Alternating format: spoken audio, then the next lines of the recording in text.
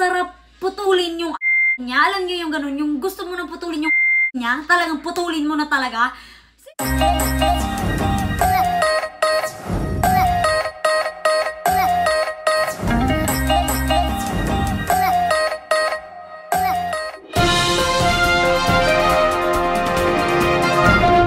What's up, Team Labidabs, and welcome back dito sa ating channel. Kakain sana muna ako bago ako magchichismis, pero bayets, wala man dahil rice, mga Labidabs, ang saklap. Kaya ang lola nyo ay kumakain ng quesadilla at naubos ko na siya. And I'm drinking beer. Ang paraos, mga Labidabs, dahil wala ng bigas, taghirap na. Kaya kailangan na natin mag-vlog talaga ng bonggang-bongga dahil wala lang pera ang lola nyo. Tapos ko na pinakain si Ozzy at nagluluto ako ng rice for the meantime while waiting. Magchichismis tayo, pero pupunta tayo sa kwarto kasi mga Labidabs, diba sinabi ko sa inyo kahapon that we are going to Miami, so I need to pack everything before my husband came back from work para makadiretso na kami ng bonggang-bongga doon sa Miami. Yo, yo! Nga pala mga Labidabs, huwag niyong isipin na lasinggera ako. Minsan lang.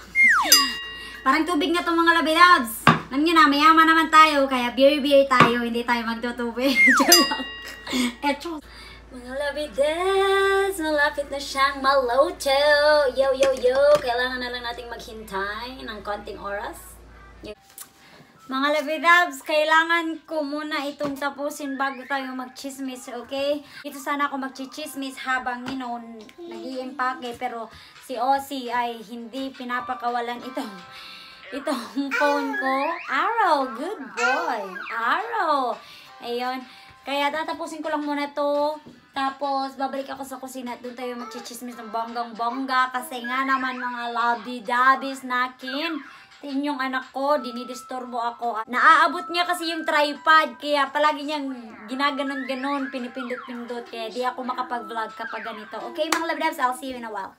Babalik ang inyong Labidabs, mga mahal kong chismosa dyan. Ay, tapos na din ng lola nyo ang pag-iimpake, kaya good to go na kami. Hinihintay ko na lang ang aking asawa at pwede na kaming umalis ng bonggang-bongga na walang problema.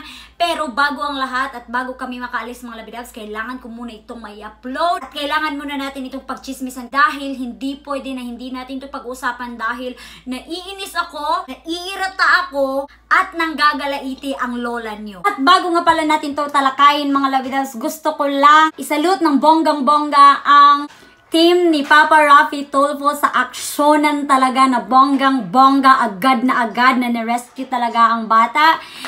Let's give them a round of applause mga Labidabs dahil bonggang-bongga na bongga talaga ang pagtulong nila. Siguro alam nyo na ang ating pag-uusapan ngayon ay tungkol dun sa ama na ni-rape ang kanyang 13 years old na anak ata. 13? I'm not sure with the age. Nakalimutan ko mga Labidabs. Pero alam ko na ni-rape niya yung anak niya since grade 5 pa daw. Na ama mga Labidabs. Grabe na inis talaga ako. Hindi ko alam kung paano niya yung nagawa, anong klaseng ama siya, anong nakain niya, anong nasa pag-iisip niya. Sinabi ng kanyang asawa na babasa daw siya ng Bible, mabait daw ito na tao, pero bakit ganun ang nangyari? Eta mga Labidabs, nang pinanood ko to, hindi ko alam kung mai-stress ako, na malulungkot, na maiinis. Ang sarap putulin yung niya. Alam niyo yung ganun, yung gusto mo nang putulin yung talagang putulin mo na talaga. Sino bang hindi nainis mga Labidabs? Sarili mong anak ni rape mo, hindi mo ba naisip yun? Hindi mo ba naalala yung mga panahon na baby pa siya?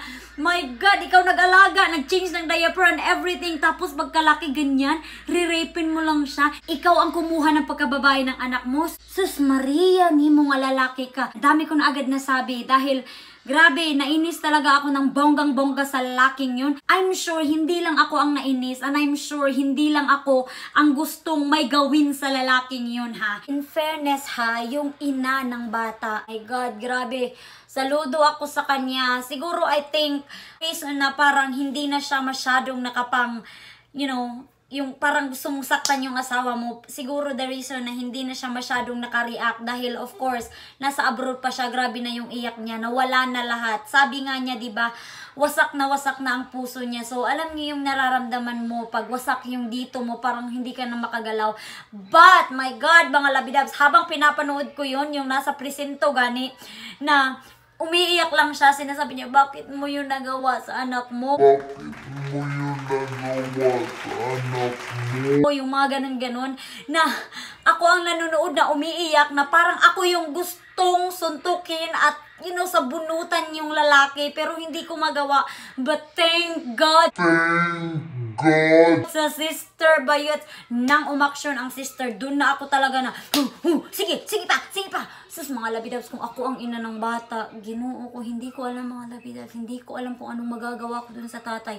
Siguro kumuha na ako ng kutsilyo, sinaksak ko na siya, I don't know mga labidabs, pero ang hirap ilagay ng situation mo sa situation ng mama. Kaya saludong-saludo ako sa mama dahil sa lakas ng loob niya, lakas-lakas ng kanyang puso, alam niyo yung napaka-strong niya talaga dahil imaginein mo yun na kaya niyang harapin ang ama ng anak niya na nang-rape, na lumapastangan, na kumuha ng pagkababae. Kung ako or kung kayo siguro hindi niyo yan kayang harapin, my goodness, anak mo yun eh. Tapos asawa mo pa mismo na hindi mo inaasahan na siya mismo ang kukuha ng pagkababae ng dalaga mong anak. Alam niyo yung pag nanonood ka ng ganitong mga sitwasyon, napapaisip ka na lang na sana talaga legal na lang yung death penalty para sa mga tao na nangre-rape.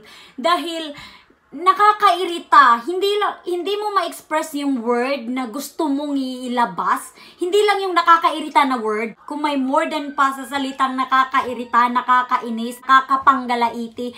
I think yun yung dapat mong sabihin. I don't know mga labidabs, hindi ko alam kung ako lang ba mag-isa ang nakaisip nito, pero habang pinapanood ko yun, parang sinasabi ko rin sa sarili ko na, ay nako, sana naman talaga na death penalties sa mga tao na nang-rape ay ipabalik na lang. Alam niyo yung ganun, kasi parang hindi enough yung pagpapakulong sa kanila. Alam niyo yung ganun, pero hindi ko naman sinasabi yun na parang totoong-totoo talaga mga labidabs. Kasi on the other side of me, of course, hindi naman pwede na dediretso na lang ako sa isang conclusion na hindi naman ako ang dun sa situation. Alam niyo yun, parang kung ilalagay ko din yung sarili ko dun, like for example, yun na nga, nagawa na yun ng tatay, tapos death penalty is legal. So, syempre, papatayin siya. So, anong mararamdaman ko as asawa? Anong mararamdaman ng mga anak? Pero alam niyo yung hindi mo talaga maiwasan dahil sa sobrang galit mo sa panunood, yung hindi mo maiwasan na parang gusto mo na lang din doon, na parang gusto mo na lang din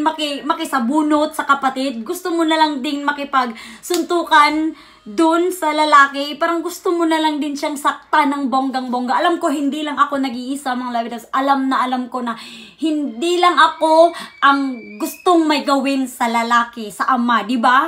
Aminin nyo, di ba? Ano?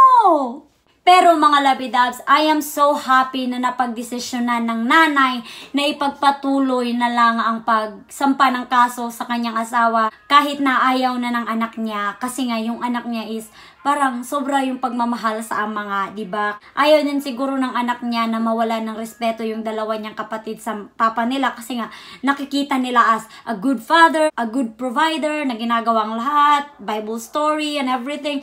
Pero ang hindi nila nakikita is yung dark side ng kanilang ama. So, at first, sa part 1, na sinabi ng mama na ayaw daw niya muna, gumawa ng desisyon kasi of course gusto niya makausap yung anak niya. Doon na part na yun, parang naiinis ako na oh my God, alam niyo yung parang natitense ka na, my God, sana ipagpatuloy niya yung kaso kasi grabe, hindi tama.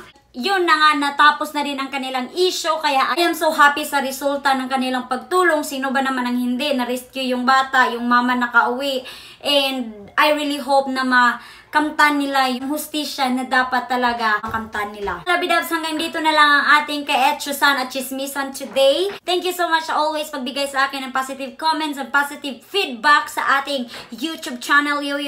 Please mga labidabs, huwag nyo naman kalimutan bigyan ako ng thumbs up dyan para naman lumakas tayo kay YouTube. Until here, Team Labidabs, I will see you tomorrow in Miami. At wala tayong chismis tomorrow, that's for sure. Magva-vlogan lang ang lola nyo. At sana ipanoorin nyo pa rin yun kahit wala tayong chismis. Until here mga labidabs, I love you all and God bless. Bye! Shoutout pala sa mga bago kong subscriber, kay Jaydan Hong at kay Ime W. Dilia kay Ermari, shoutout sa'yo.